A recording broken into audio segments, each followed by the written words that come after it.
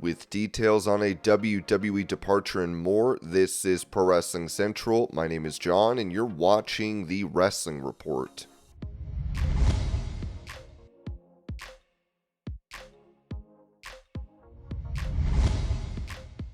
Giving his thoughts on CM Punk and WWE, Seth Rollins said this on the Up and Adam show: "Punk is not good for what we do. He's a bad dude. He's not a good dude. I've dealt with CM Punk for far too long." Responding to the idea that Punk was a great competitor and someone that Rollins would want to face, Rollins replied, "Work smarter, not harder. I've dealt with CM Punk for far too long. This guy shouldn't even be in my win space. I want him gone. I want him out of here. He doesn't deserve a spot at a high-profile match like this."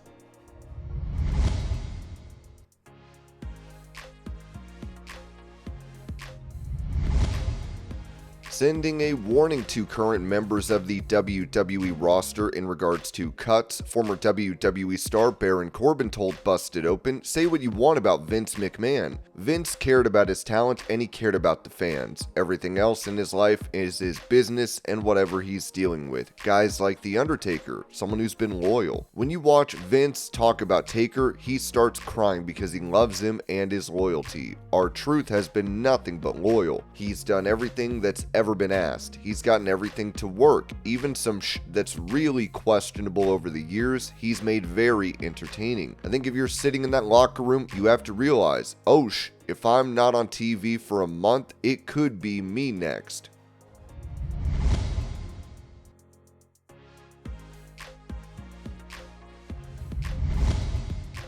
Former WWE star Nick Nemeth also mentioned R-Truth no longer being with WWE, telling Busted Open Radio, "Behind the scenes on so many different occasions, after a show, at a bar or a restaurant, that's where the real stories come out about this guy, and how he's done such positive things behind the scenes or in the ring. When it comes to Ronnie, there's no roast, there's no, hey, yeah, he's pretty good, but you know this. It is just positivity. He was great to work with, is great to work with, is great to watch, and is great to have as a friend. WWE was finally sold, and it's hard because some of us, someone like me who was there for 20 years, you don't see it as this publicly traded company. It's not family because you know better, it's business. But when you work for someone for 20 years, you forget that it's still a business. Being sold to an entity that has a bottom line, then you don't have that, well, this guy worked here for 30 years. He deserves to at least watch the front door. That era of companies is over."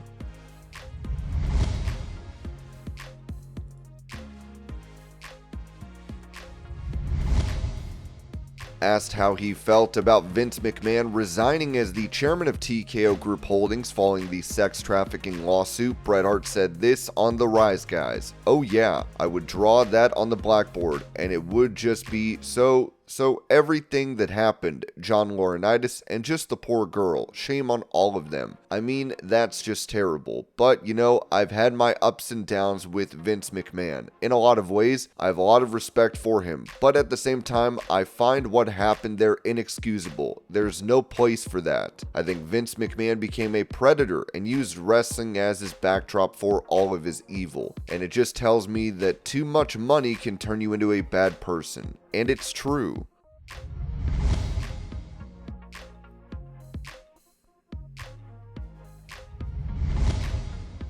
Recalling a promo with CM Punk in WWE last year, Drew McIntyre claimed he wanted to mention Vince McMahon previously firing Punk from WWE, telling Gorilla Position, "It crossed my mind. The conversation in my head of, do I do it? Do I say the same person that fired you on your wedding day? Which did cross my mind. But again, somebody's got to be professional out there, and in Chicago, he's technically the good guy, even though he's clearly the bad guy, and I'm saying the truth non-stop.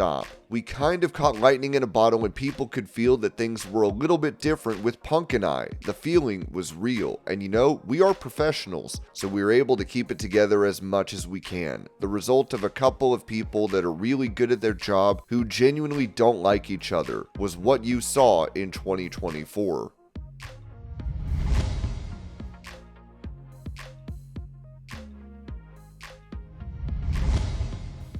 Addressing the backlash from fans to his feud with Damian Priest, Drew McIntyre noted during that same interview, "This is WWE. If you know anything about watching the show, you know things are not always as they seem. If you know anything about being backstage, things change every freaking second. That's just the nature of the industry, but this storyline is to me the most logical story. These days, my mindset is, what's the best story? Yeah, I'd love to fight for the title every year, but aside from a couple of guys, that generally doesn't happen. As long as I've got a story I can invest in personally and make real to me, that's what matters. Because if I can make it real to me, it'll be real to the fans. Turns out the entire time I've been focused so much on this particular goal, there's been this one other guy at the side who just keeps capitalizing every single time I've been screwed over. One guy slid in, picked the bones, and had the best year of his entire career at my expense. And it finally all came to a head. It became clear. This guy has capitalized on me all year. He doesn't know how else to succeed unless it's at my expense, even without a title. As soon as my back's turned, I don't know how to win for myself. I don't know how to be on top unless it's to do with Drew McIntyre. Every time my back's turned, he picks the bones. Now I've got no choice but to put Priest in the dirt. Tough guy keeps getting up every week. Every time I put him down, I'll keep putting him down. He's had his opportunity, at my expense, of course. But from what I saw, aside from the crap with me, he knocked it out of the park. He deserves a shot at the top, but it's not going to be at my expense. Now he's going to get his chance to really prove it, because I've got nothing else to do now except keep beating his ass.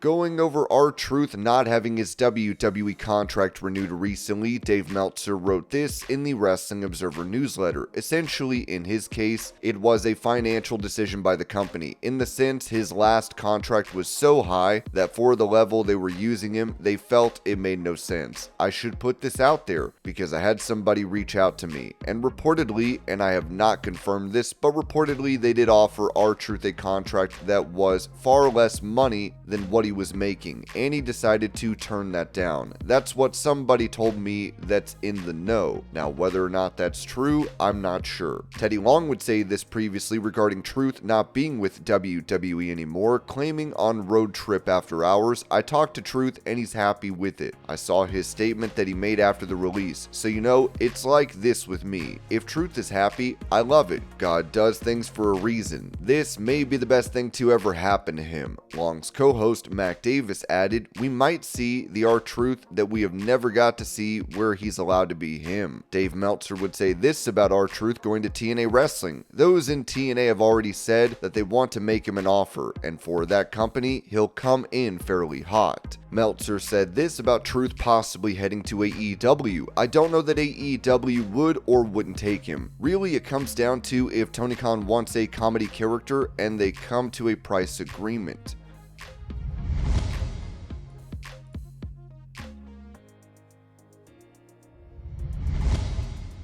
Touching on why KAMILLE has not been on AEW programming in over 6 months, Fightful Select reported that those close to KAMILLE have been very quiet about her time off, which has exceeded 6 months. However, based on what we've heard, she won't be back soon, but for a better reason. When asking in AEW about the absence, we were told that talent were effectively in the dark about her absence and didn't hear a specific reason. It was believed that Tony Khan didn't feel like the Mercedes partnership was working.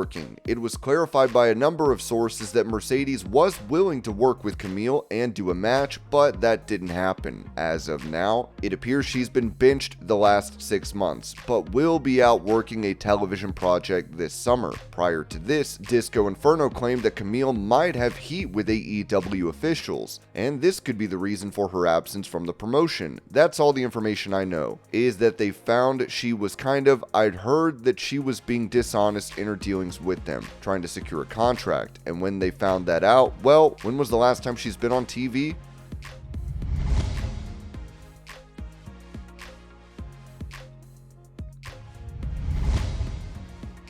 explaining what brought her to re-sign with WWE, Becky Lynch told ET Now, "Yeah, the money. Yeah, the money brought me back. The money and the fame. The money, the fame, the hunger, the power, and the desire to take away opportunities from everyone else, all the other women on the roster, and I want to hold them down. I want to take everything for myself because I'm the best to ever do it, and it's not just me saying it. No, Sports Illustrated says it. ET says it. ET says it because I'm actually the greatest to ever do it, and that's not hyperbole. It's not just me saying it. Everyone says it. It's undisputed. It's fact. I'm the greatest. I make everyone better."